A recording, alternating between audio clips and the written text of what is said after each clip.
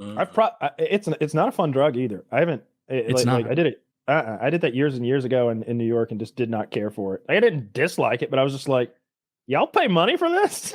Oh yeah, I'm not an uppers man.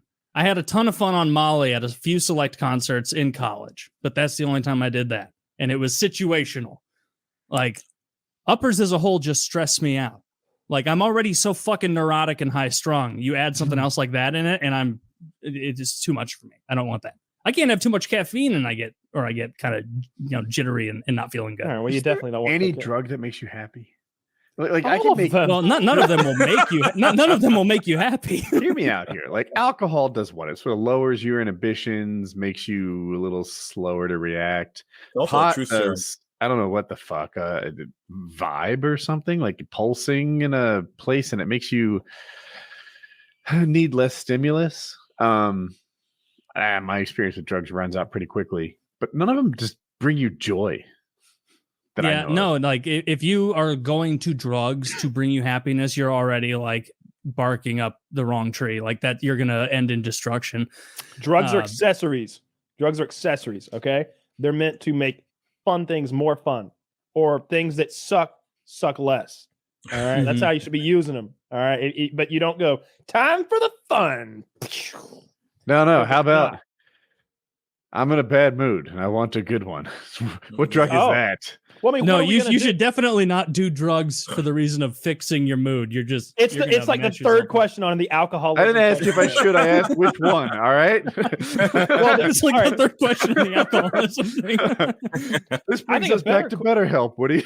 Like if you're sad and depressed, honestly, I think sad and depressed people usually feel better with alcohol because they're drinking until they aren't even thinking about that anymore. They're making that part of their mind, that conscious thinking part, that's like, oh, woe is me. Why didn't I go left instead of right? Why didn't I pick blue instead of red?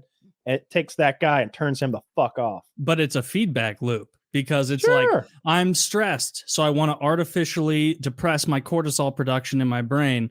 And then the alcohol wears off and your body goes, well, our cortisol production has been being depressed for so long, we need to up it. And that's your stress, the stress hormone, stress. Luckily, alcohol is very affordable. Luckily, but then more alcohol. All it will do is put you in a cycle of destruction. That's how people get like shakes and shit. Okay, they depress their cortisol for so long, and then when they eventually stop, it goes into haywire. I'm not buying this.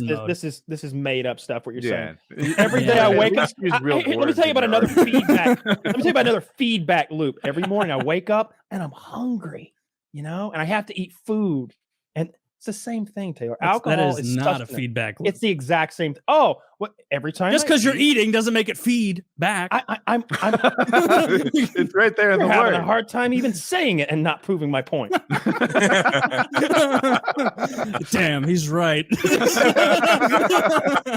No, but like a drug that'll just make you happy. I don't know that any drug has ever just made me happy, but I know that the things I was doing a little bit sometimes. Exercise does. That's a good point. Sometimes food makes me happy.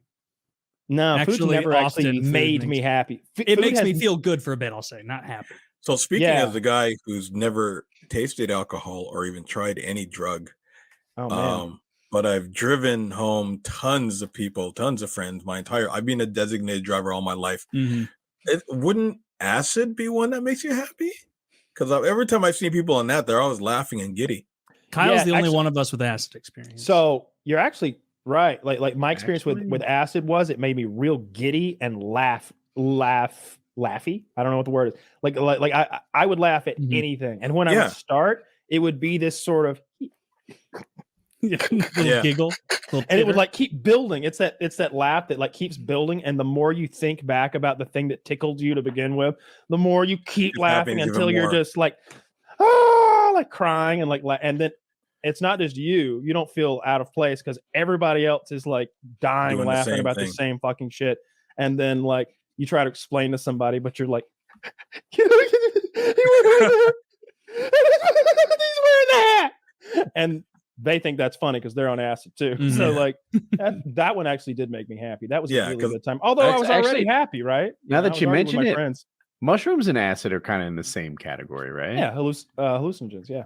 And I tried mushrooms at a campfire once. And I've told this story before, or twice actually, but I only worked once. And I had a great time. I was super happy. I really enjoyed my friend's company. This is my scene at a campfire. This is like the happiest place I am. And it definitely intensified it. Everyone's jokes were funnier. Everyone was just a good time. And a guy I know buys mushrooms that, unbeknownst to me, another guy I know is his dealer. So I know that guy. I should tell him. Yeah. That's my observations as a virgin when it comes to that stuff. So I like acid way more than mushrooms. Not only because instead of having to eat, like, depends how you get your mushrooms, but no matter what, if you're gonna eat, I think you need like 3 grams of mushrooms to have a real time. That's a lot of mushrooms to be eating.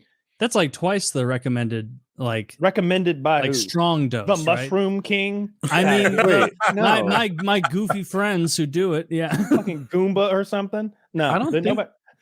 Do you say twice as much? I thought like 1.5 grams was like the to see stuff dose.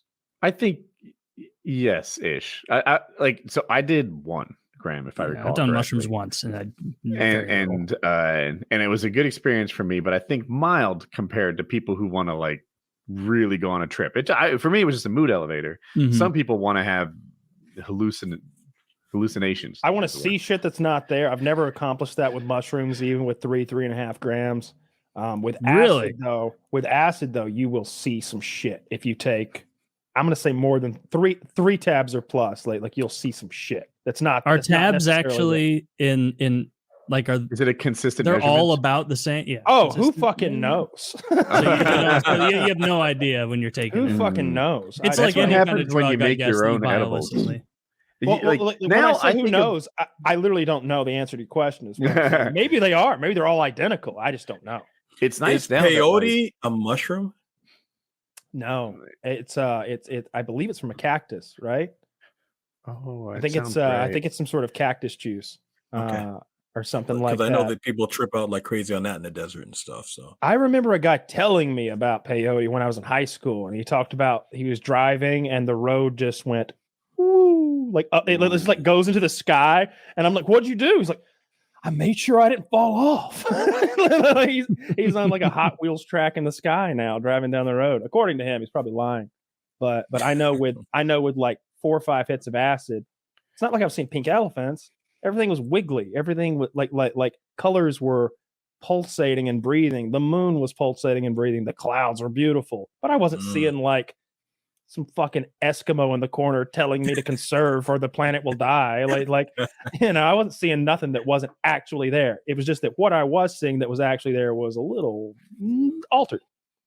You weren't like Jim Morrison in the desert being led around by an Indian and stuff. I would love that. That's what I want. That's what I want. Yeah. Like all jokes aside, I want to go. It has to be an Indian guy. I want it to be authentic. I want to leave my body and have my mind go somewhere else, like a dream state. And I know that that's a real thing that people have done, and there's lots of ways to do it. Like I don't care if it's a sweat lodge and I have to dehydrate myself for 2 days. I would love to experience that, to like leave my body and go do a thing and be conscious of it, and for it to be a purposeful thing. And I don't care about spirituality or any of that horse shit. I just want to see some cool stuff. Just got to be around people you trust, though, to put yourself in that situation. I trust everybody. We'll all have a good time. Good luck with that. You won't lead me astray. I'm sure Taylor wouldn't do that thing. We had a guy, and we do these monthly hangouts for our Patreons. Everybody that's a $50 Patreon, we hang out with them for 2 hours on a call just like this. And this guy was going to do DMT, and it's like the height of hallucinogens. And he takes 3 big hits of this fucking crystal out of a vape cartridge, kind of like this. And he's just gone. And I'm guiding him on this journey. I'm like, you see golden waterfalls. And he's like, yeah, I do. And I'm like, and he's like, he's experiencing whatever I say because he's very suggestive and he is fucked up. And then Dirty, this guy that we know who's in the hangout, goes, "You're on fire! You're on fire and it burns!" And I'm like, whoa, what the fuck? Don't do that. Everybody's like, stop. And then, like, I don't think it was Dirty's fault, but like 30 seconds later, it was his fault. A little. That guy convulsed and like spit up like a baby, vomited, like, and it was like coming down his chin onto him. A grown man. And he's like, after like 5 minutes, he's like, I'm okay. I'm okay. That was wow. Deep. That was deep. And it's just like, I want to do that without the public humiliation of spitting up on myself. Without letting, like, I remember even saying at the time when he was doing that, I was like, dude, like, maybe not in this group. Like, maybe not in the people who like our podcast so much they come to hang out with us, because we know their sense of humor and they're gonna be mean. Like this last hangout was cool. But everyone was chill except for Dirty.